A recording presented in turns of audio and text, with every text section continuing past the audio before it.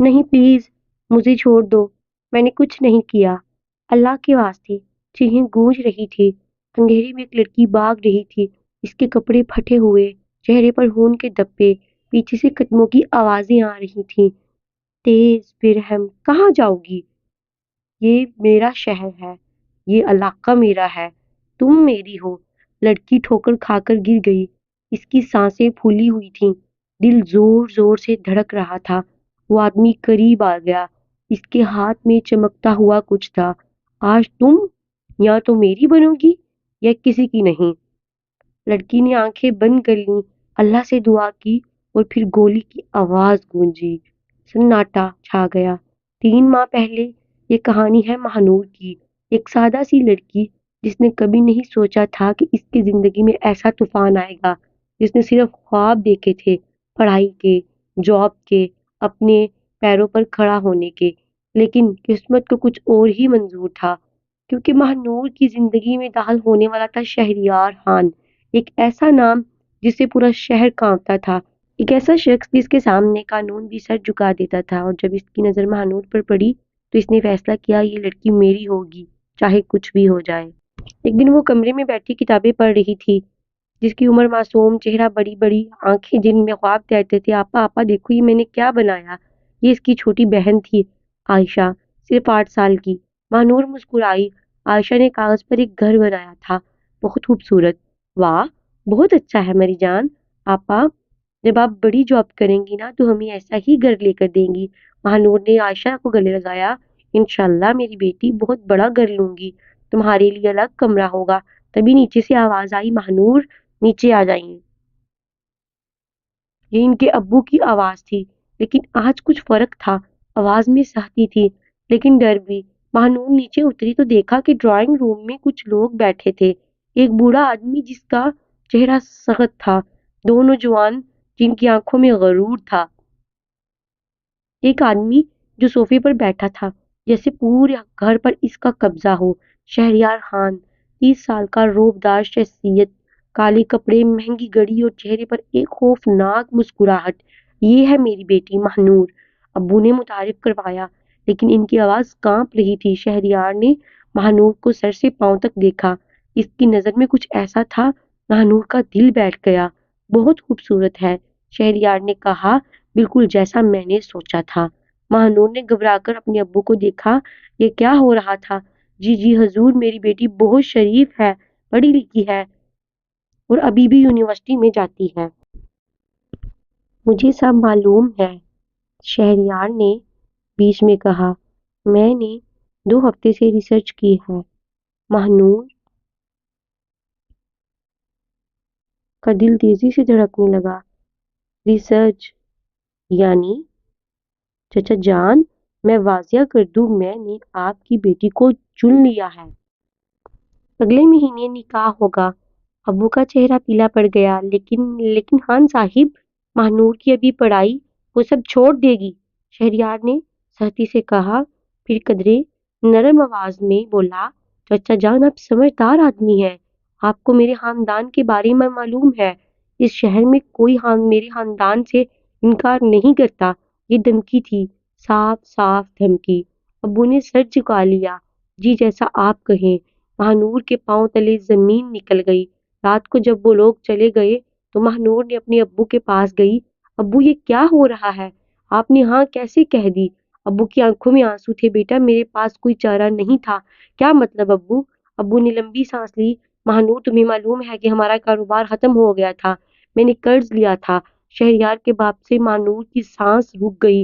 اور اب ان کی شرط ہے کہ میں تمہیں یا تو میں ساری رقم واپس کر دوں یا تمہاری شادی شہریار سے کر دوں۔ کتنی رقم ہے ابو؟ 50 لاکھ۔ نور کے ہوش اڑ گئے۔ 50 لاکھ؟ انہیں یہ رقم کہاں سے ملتی ہے؟ اور اگر میں انکار کر دوں؟ ابو کا چہرہ اور بھی پیلا پڑ گیا۔ بیٹا، شہریار خان کا خاندان، یہ لوگ بہت خطرناک ہیں، یہاں قانون بھی ان کے سامنے کچھ نہیں۔ اگر تم نے انکار کیا تو یہ تمہارا خاندان تباہ کر دیں گے۔ مہانور کی آنکھوں میں آنسو آ گئے۔ ابو، لیکن میں اس آدمی سے شادی نہیں کر سکتی، اس کی آنکھیں، اس کا انداز، وہ خوفناک ہے۔ امی کمرے میں آئی، ان کا چہرہ سخت تھا۔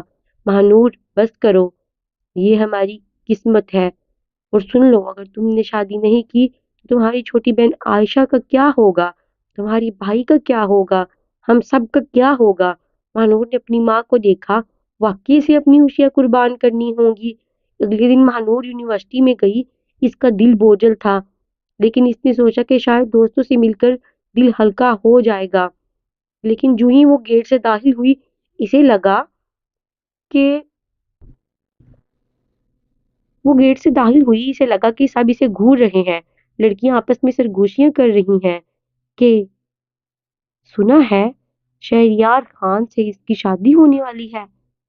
واہ، کتنی خوش قسمت ہے، اتنا امیر گھر، لیکن سنا ہے شہریار بہت غصے والا ہے۔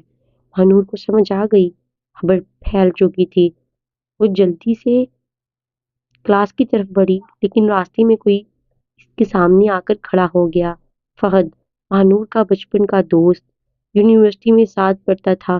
مانور، یہ سچ ہے؟ فہد کی آواز میں تکلیف تھی۔ مانور نے سر جھکا لیا۔ سنو، میں تمہارے لیے کچھ کر سکتا ہوں؟ تمہیں اس شادی کے لیے مجبور کیا جا رہا ہے نا؟ فہد پلیز۔ مانور، میں تم سے محبت کرتا ہوں۔ فہد کی آنکھوں میں سچائی تھی۔ میں جانتا ہوں میں شہریار جتنا امیر نہیں، لیکن میں تمہیں خوش رکھ سکتا ہوں۔ ہم بھاگ سکتے ہیں دور کہیں۔ فہد، مانور نے کہا، اگر میں نے ایسا کیا تو میرے خاندان کا کیا ہوگا؟ شہریار مجھے نہیں، میرے پورے خاندان کو تباہ کر دے گا۔ فہد کا چہرہ مزید مردہ ہو گیا۔ تبھی کسی نے فہد کے کندھے پر ہاتھ رکھا۔ دونوں نے مڑ کر دیکھا۔ شہریار کا ایک آدمی کھڑا تھا۔ خان صاحب نے کہا کہ آج سے مانور یونیورسٹی نہیں آئے گی، میں اسے لینے آیا ہوں۔ مانور کا خون جم گیا، لیکن میری کلاسز سب بند، چلیں میرے ساتھ۔ فہد آگے بڑھا۔ سنو، یہ غلط ہے۔ مانور کو اس کی مرضی سے اس آدمی نے اپنی جیب سے کچھ نکالا، چمکتی ہوئی بندوق۔ ایک لفظ بولا تو گولی مار دوں گا، سمجھے؟ فہد رک گیا، بس مانور کی آنکھوں میں آنسو آ گئے۔ اس نے فہد کو دیکھا، پھر سر جھکا کر چلی گئی۔ وہ آدمی مانور کو ایک بڑی سی گاڑی میں بٹھا کر لے گیا۔ آدھے گھنٹے بعد گاڑی ایک بہت بڑے بنگلے کے سامنے رکی۔ نہیں، یہ بنگلہ نہیں، ایک چھوٹا محل تھا۔ اندر چلیں۔ مانور ڈرتے ڈرتے اندر گئی۔ اندر کی خوبصورتی حیران کن تھی، مہنگی فرنیچر، بڑے بڑے شیشے، فوارے، لیکن مانور کو یہ سب جیل جیسا لگ رہا تھا۔ اوپر آ جاؤ، شہریار کی آواز اوپر سے آئی۔ مانور سیڑھیاں چڑھ کر اوپر گئی۔ ایک بڑے سے کمرے میں شہریار کھڑا تھا۔ آ گئی میری ہونے والی بیوی، اس نے مسکرا کر کہا۔ مانور خاموش کھڑی رہی۔ دیکھو مانور، میں واضح کر دوں، یہ شادی تمہاری مرضی سے ہو یا جبر سے ہو، لیکن اگر تم سمجھداری سے کام لو گی تو میں تمہارے ساتھ اچھا سلوک کروں گا۔ اس نے اپنی سہیلی سارا کو فون کیا۔ سارا، میں نہیں جانتی کیا کروں، میں اس قید سے نکلنا چاہتی ہوں۔ مانور، پولیس میں رپورٹ کر دو۔ پولیس؟ سارا، شہریار کا باپ خود MPA ہے، پولیس اس کی جیب میں ہے، کوئی مجھے نہیں بچا سکتا۔ سارا خان خاموش ہو گئی۔ تبھی مانور کا فون بجا، نامعلوم نمبر۔ ہیلو مانور، میں فہد ہوں۔ فہد، تم ٹھیک ہو؟ ہاں میں ٹھیک ہوں۔ تو سنو، میں نے ایک وکیل سے بات کی ہے، وہ کہہ رہا ہے کہ اگر تم کچھ شکایت کرو تو نہیں فاہد، یہ خطرناک ہے۔ شہریار نے دھمکی دی ہے کہ وہ تمہیں مجھے کچھ نہیں ہوگا۔ مانور، میں تمہیں اس جہنم سے نکالوں گا، وعدہ۔ مانور کے دل میں ایک کرن جگی، لیکن اسے نہیں معلوم تھا کہ یہ امید بہت جلد ختم ہونے والی تھی۔ 2 دن بعد مانور رات کو سو رہی تھی کہ اچانک فون بجا۔ سارا تھی، لیکن اس کی آواز کانپ رہی تھی۔ مانور، فہد کو کسی نے گولی مار دی۔ مانور کا دل ڈوب گیا۔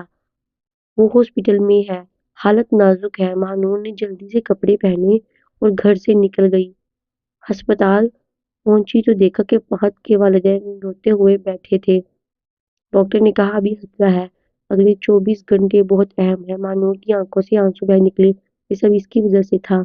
تبھی اس کا فون بجا۔ شہریار، دیکھا یہ ہوتا ہے جب تم میری بات نہیں مانتی۔ تم نے یہ کیا؟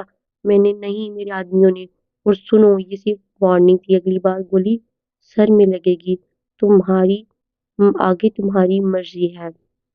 مانور کے ہاتھ سے فون گر گیا۔ اب اسے سمجھ آ گیا تھا وہ کس سے لڑ رہی تھی۔ اگلے دن مانور نے شہریار کو فون کیا، میں تمہارے لیے شادی کرنے کے لیے تیار ہوں۔ شہریار کی آواز میں فتح تھی، فتح کی خوشی تھی، سمجھداری کی بات تھی۔ اگلے ہفتے نکاح ہے، تیاری کر لو۔ نکاح کی تیاری کرو، لیکن مہنور کے دل میں کچھ اور تھا۔ اس نے ایک ایسا فیصلہ کر لیا تھا کہ میں شادی تو کروں گی، لیکن اپنی شرطوں پر۔ اس نے ایک پلان بنایا، ایک ایسا پلان جو شہریار کو بھی نہ پتہ چلے، کیونکہ مہنور نے ٹھان لی تھی یا تو میں آزاد ہوں گی یا پھر ختم ہو جاؤں گی، لیکن اس ظالم کی غلام بن کر نہیں جیوں گی۔ اور یہی وہ فیصلہ تھا جو لے کر آیا وہ خوفناک رات، وہ رات جب مہنور بھاگ رہی تھی اور وہ رات جب گولی چلی۔ اب آگے کیا ہونے والا ہے یہ پتہ چلے گا نیکسٹ ایپیسوڈ میں۔ نیکسٹ ایپیسوڈ دیکھنے کے لیے چینل کو لائک کریں، سبسکرائب کریں۔